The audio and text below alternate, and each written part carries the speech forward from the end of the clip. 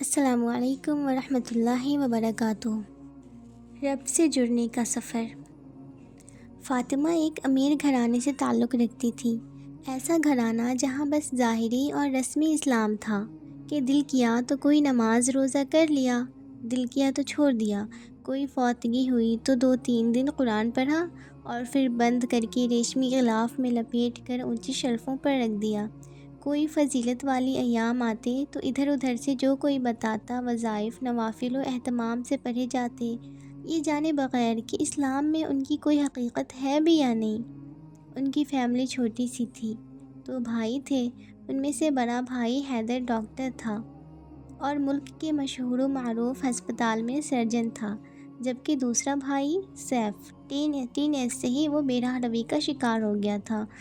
والد نے ملک کی بہترین اور مہنگی یونیورسٹی میں اس کا داخلہ کرایا تھا، مگر صاحبزادے وہاں پڑھائی کے علاوہ باقی ہر کام کرتے جاتے تھے۔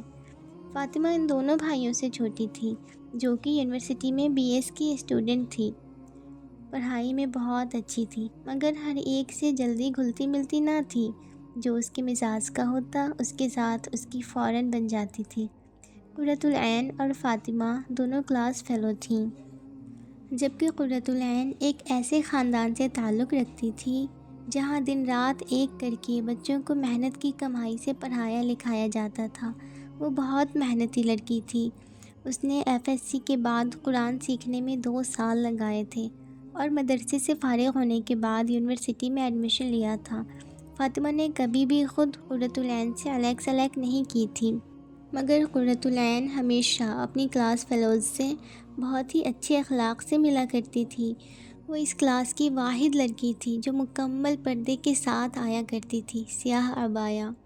اس کے پردے میں اس کی آنکھوں کے سوا کچھ نظر نہ آتا تھا، اور آنکھیں بھی وہ جو حیا سے بھری ہوئی ہمیشہ جھکی ہوئی رہتی تھی۔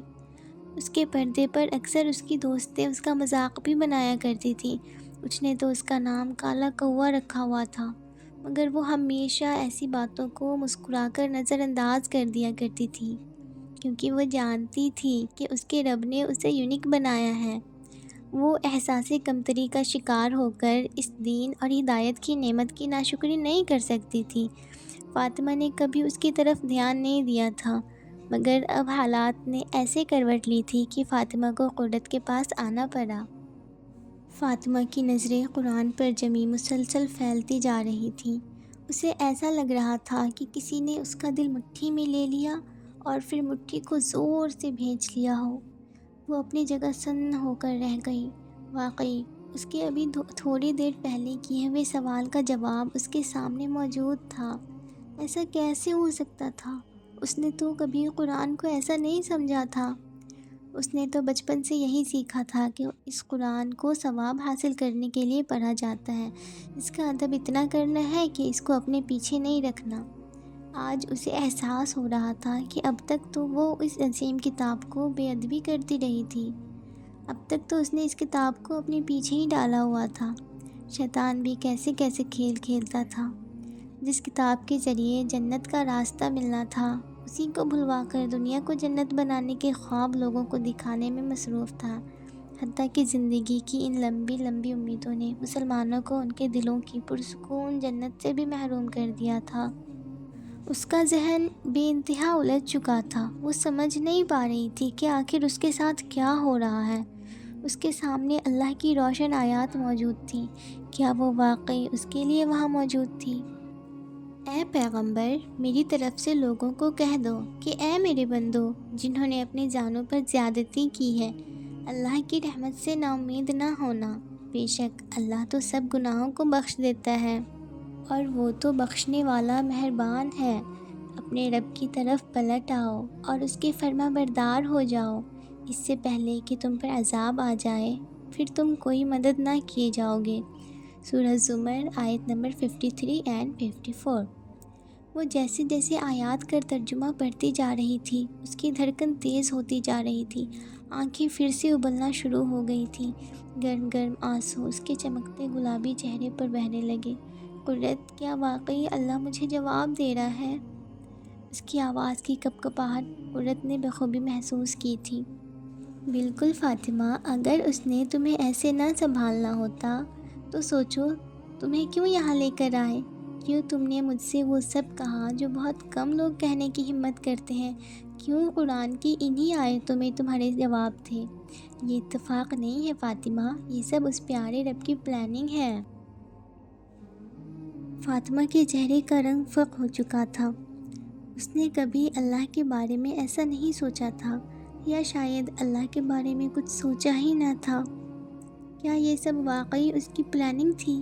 جن حالات سے گزر کر وہ یہاں تک آئی تھی، کیا چاہ رہے تھے اللہ اس سے؟ اسے اب اس سوال کا جواب چاہیے تھا۔ بہت کچھ تھا جو اس کے اندر کچے دھاگوں کی طرح الجھتا جا رہا تھا۔ وہ وہاں مزید رکنے کی پوزیشن میں نہ تھی۔ اب اسے یہاں سے جانا تھا، کسی ایسی جگہ جہاں وہ اپنے رب کے سامنے کھل کر رو سکے۔ تمہارا بہت شکریہ قرت، تم نہیں جانتی آج تم نے مجھے کیا دیا ہے۔ میں تمہارا یہ احسان کبھی نہیں چکا پاؤں گی، فاطمہ نے کھڑے ہو کر آنسو صاف کرتے ہوئے کہا۔ قرت مسکرا کر اس کے گال تھپ تھپاتے ہوئے پیار سے بولی، ارے لڑکی، یہ سب تو تمہیں اللہ نے آج اس وقت اس جگہ دینا ہی تھا۔ مجھے تو بس اس نے ذریعہ بنایا ہے۔ الحمدللہ کثیرہ، اللہ کا بے شمار احسان ہے ہم پر۔ یہ کیسی لڑکی تھی؟ کس دنیا کی تھی؟ کیسی عاجزی تھی اس میں؟ فاطمہ کو اسے دیکھ کر بہت رشک آ رہا تھا۔ اس کے دل میں خواہش جاگی کہ مجھے بھی اللہ کی ایسی ہی پیاری بندی بننا ہے۔ یہ سوچتے ہوئے وہ بہتی آنکھوں سے مسکرا دی۔ اس کے بعد فاطمہ قرت سے اس کا نمبر لے کر اس کے گھر سے نکل آئی۔ فاطمہ کے جانے کے بعد قرت نے ہاتھوں میں پکڑے ہوئے قرآن کو سینے سے لگایا اور مسکراتے ہوئے اپنے کمرے کی کھلی کھڑکی کی طرف آئی۔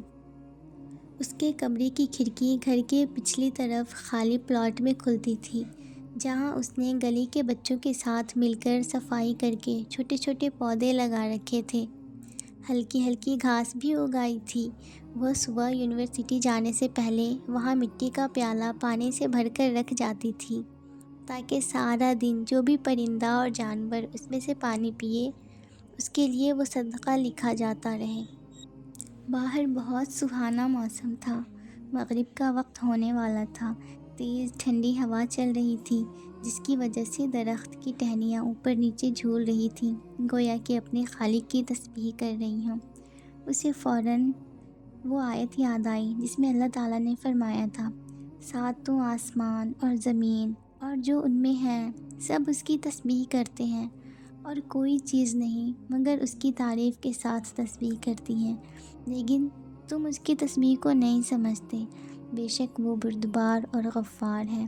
سورہ الاسراء آیت 44۔ اس عرش پر مستوی رب کا کلام حق ہے، سچ ہے، مگر بہت کم لوگ ہی ہیں جو اس کلام سے ہدایت لیتے ہیں۔ یہ آیت یاد آتے ہی اس نے زیر لب تسبیح کرنا شروع کر دی۔ پتوں کی سرسراہٹ، چڑیوں کی چہچہاہٹ اور غروب ہوتے ہوئے سورج سے سارا سما بہت خوبصورت لگ رہا تھا۔ کائنات کی ہر چیز کو دیکھ کر اسے اپنا رب یاد آتا تھا، اور وہ دل ہی دل میں اس کی بنائی ہر چھوٹی بڑی تخلیق کو سراہتی رہتی تھی۔ ابھی بھی وہاں کھڑے کھڑے وہ یہی کر رہی تھی، زرد ہوتے ہوئے آسمان کی جانب مسکراتے ہوئے دیکھ رہی تھی، گویا آسمانوں کے پار کہیں کسی کو محسوس کر رہی ہو۔ اسے فاطمہ پر بہت پیار آ رہا تھا۔ اسے ہمیشہ سے ان لوگوں سے بہت اپنائیت محسوس ہوتی تھی جو اپنے رب کی طرف پلٹ آتے ہیں۔ وہ اپنے رب سے محبت کرتی تھی، اسی لیے اسے ہر اس انسان سے محبت تھی جو اس کے رب سے محبت کرتا تھا۔ فاطمہ بھی اس رستے پر قدم رکھ چکی تھی۔ اس کے دل سے فاطمہ کے لیے بہت دعائیں نکل رہی تھیں کہ اللہ اس کے دل کو اپنے لیے خاص کر لیں، اسے اپنی طرف کھینچ لائیں، اسے اپنے خاص بندوں میں شامل کر لیں۔ ابھی وہ یہ سوچ ہی رہی تھی کہ اسے مغرب کی اذانوں کی آواز سنائی دینے لگی۔ وہ فوری پلٹی تو اسے خیال آیا کہ اس کے ہاتھوں نے ابھی بھی قرآن پاک کو بہت مضبوطی مگر محبت سے سینے سے لگایا ہوا ہے۔ وہ واپس رکھنے کے لیے الماری کی طرف بڑھ رہی تھی کہ اس نے چلتے چلتے ایسے ہی قرآن کھولا تو یہ آیت سامنے آ گئی۔ اور جب وہ لوگ اس کتاب کو سنتے ہیں جو پیغمبر صلی اللہ علیہ وسلم پر نازل ہوئی تو تم دیکھتے ہو کہ ان کی آنکھوں سے آنسو بہنے لگتے ہیں، اس لیے کہ انہوں نے حق بات پہچان لی، اور وہ خدا کی جناب میں عرض کرتے ہیں کہ اے پروردگار، ہم ایمان لائے، تو ہم کو گواہی دینے والوں کے ساتھ لکھ دے۔ سورہ المائدہ آیت 83۔ اس کی دھڑکن یکدم تیز ہو گئی، قدم وہیں جم گئے اور آنکھیں نم ہو گئیں۔ انہیں پرنم آنکھوں سے مسکرا کر اس روشن آیات پر ہاتھ پھیرتے ہوئے کہنے لگی، اور فاطمہ تم کیا جانو، تمہارا رب تمہارے ان بہتے آنسوؤں کی کتنی قدر کرنے والا ہے۔